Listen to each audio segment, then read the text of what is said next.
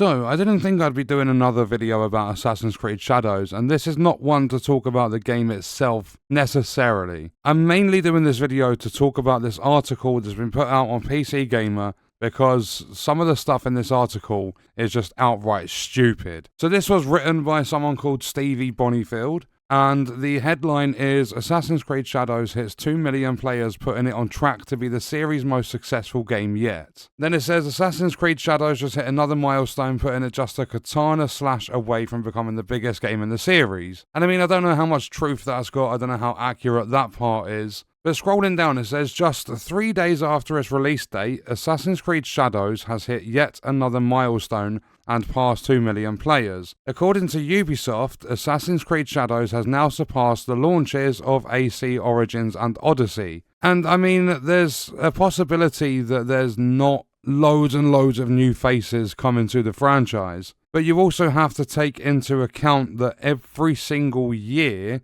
the amount of people playing video games increases. So realistically, if you're having less players on a new entry to a franchise, it's a very, very bad sign. But it carries on to say, Shadows has already sailed past 1 million players in its first 24 hours, easily breaking Valhalla's record. And to put that into perspective, when Valhalla released in 2020, Ubisoft claimed it was its biggest PC launch ever, although the game's Steam player base remains smaller than other games in the franchise. 5 years later, Shadows seems to have eclipsed even that. And that's one of the first big problems with this article. If Stevie Bonifield had paid any fucking attention, they would know that Valhalla wasn't released on Steam for 2 years after the game's launch. So they've said when Valhalla released back in 2020, Ubisoft said it was the biggest PC launch. And then the brackets bit, although the game's Steam player base remains smaller than other games. Yeah, because by the time it had launched, almost everyone that wanted to play the game had already played it, because it was out for 2 years prior. So the Steam player base is never going to be that big because people had already played it, maybe through the Epic Games Store, through the Ubisoft launcher. The Steam player base for Valhalla when it first launched in 2022 on Steam would have been like die-hard fans, like the proper hardcore fans, and people that probably wanted to pick the game up on a discount because Steam is often one of the best places to go for cheaper games. And not only that, Ubisoft games get big sales all the time on Steam. But carrying this on, it says, this record-breaking wave of players at launch is thanks in part to the fact that Ubisoft didn't wait to release Shadows on Steam. Oh, there you go, Valhalla didn't arrive on Steam until a full 2 years after its original release date. That may explain why Valhalla has far fewer players on Steam than Shadows, Odyssey and Origins, which were all available at launch. So I mean, that whole section that we went through, although the Steam player base remains smaller, blah blah blah, that didn't need to be mentioned. But then we carry on. At the time of writing, Shadow's all-time peak concurrent player count on Steam is hovering at just over 60,000. Within spitting distance of Odyssey's record of 62,000, Shadows did actually go a little bit above the 62,000 mark. If we have a look here, Shadows ended up peaking at 64,825 players.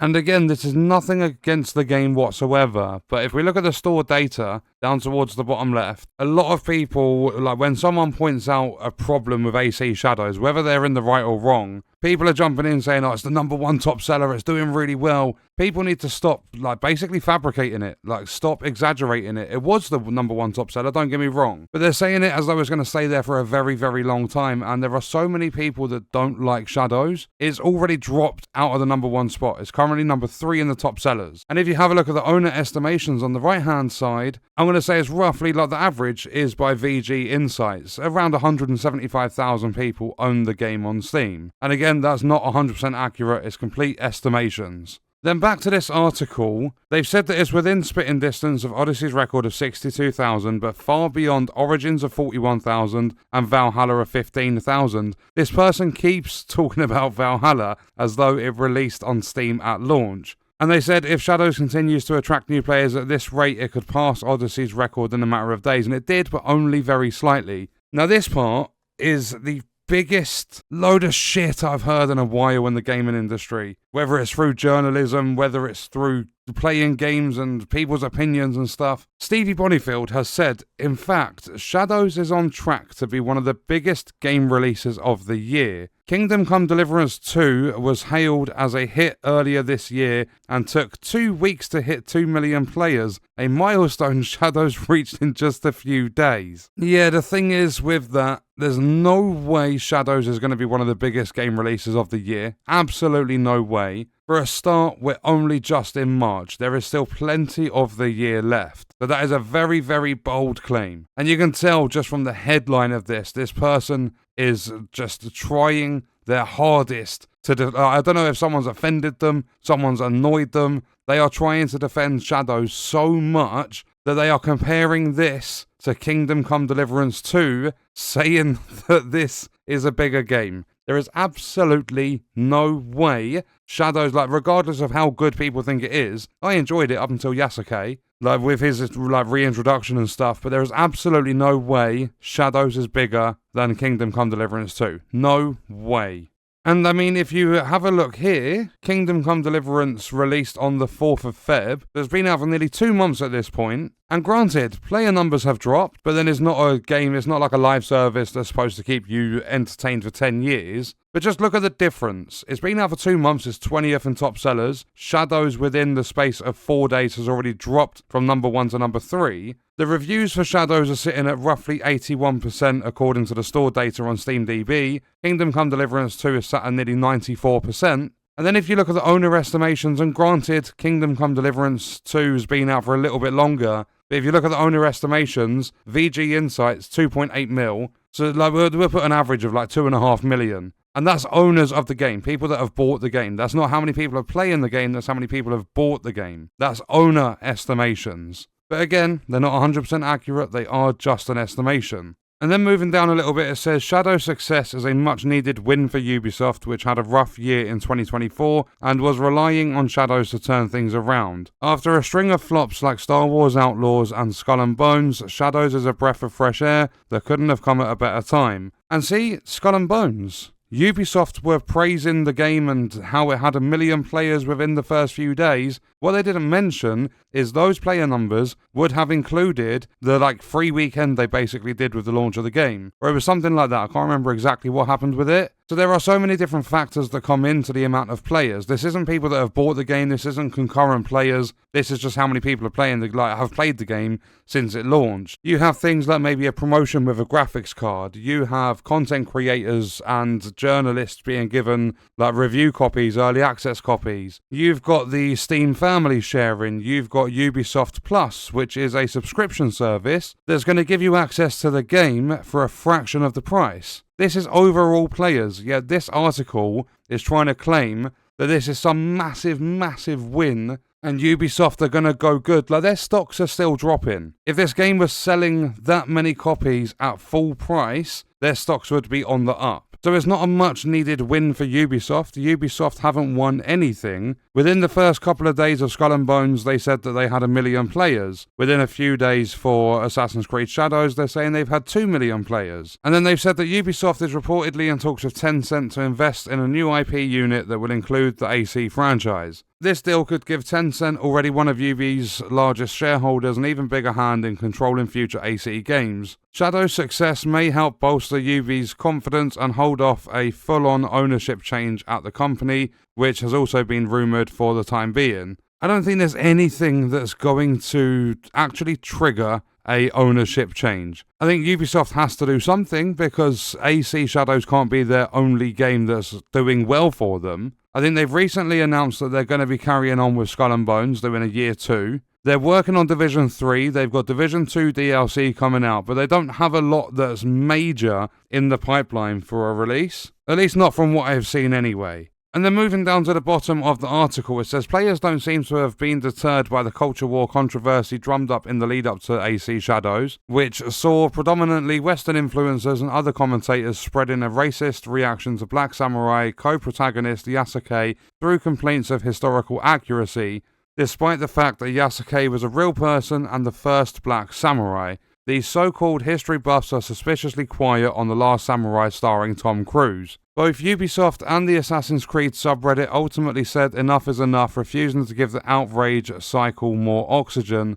The game has received mostly positive reviews, including 81.7% of Steam reviews at the time of writing. PC gamers Morgan Park gave Shadows a score of 80% and focused on the actual gameplay rather than the debate surrounding Shadows' representation and Ubi's financials, stating, as analysts ready their takes on what Shadows means for the future of the industry's old giants and their giant open world games, I've got a simpler question to answer: is Shadows fun? And when it comes to me doing videos like specifically about a video game, I do try to stick to the gameplay as much as I can, but this article is one to talk about. This person's like raving about how successful Shadows has been, when realistically that tone needs to be dialed down a few notches, because there's no fucking way they've sold anywhere near even 1 million copies. And I mean, through subscription services, through game sharing, like with the Steam family library thing, they could definitely have 2 million players, but they have not sold anywhere near that amount of copies, especially at full price. The player numbers will more than likely include things like promotions with graphics cards, content creators and journalists, review copies, subscription services, so on and so forth. And then the biggest amount of shit in the article.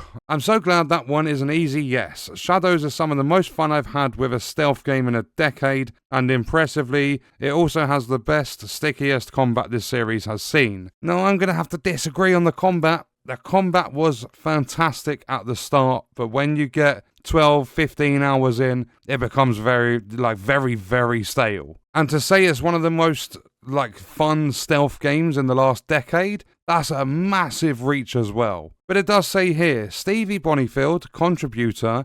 Stevie is a freelance tech journalist specializing in mobile tech, gaming gear and accessories. Outside of writing, Stevie loves indie games, TTRPGs and building way too many custom keyboards. And I'm going to say, in my personal opinion, I think it's best that Stevie goes and makes some more custom keyboards, because writing articles about the player numbers of games, it's just not for them. You specialize in mobile tech, in gaming gear and accessories. Stop talking about video games when you don't fully understand it. Because how many times can you mention the Steam player numbers for Valhalla and then also in the same article mention that the game released 2 years after launch on Steam? And I mean, if Assassin's Creed Shadows was a person, their arsehole would be empty. The amount of brown nosing Stevie has done in this article is unbelievable. I get it, people like the game. I did really enjoy it for the first 10 hours or so, and it's not necessarily a bad game, I just didn't get on with it after that, I lost interest. But there's liking a game, and then there's fabricating things and just going above and beyond to defend something.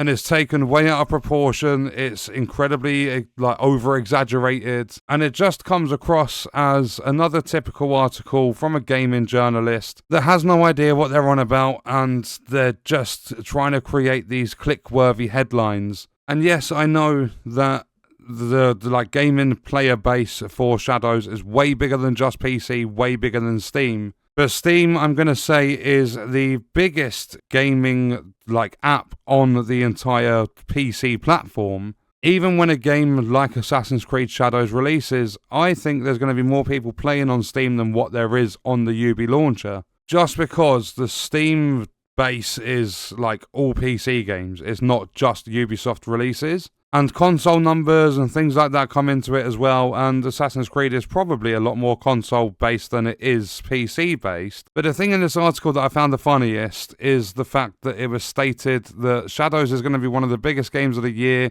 and basically it's bigger than KCD2. There's just absolutely no chance. So yeah, in my opinion, Stevie, go back to making articles, writing articles about indie games and custom keyboards and your mobile tech, your gaming gear, your accessories. This article is just full of shit. And what we are going to do is leave that video there. I will see you guys in the next one. I hope you enjoyed it.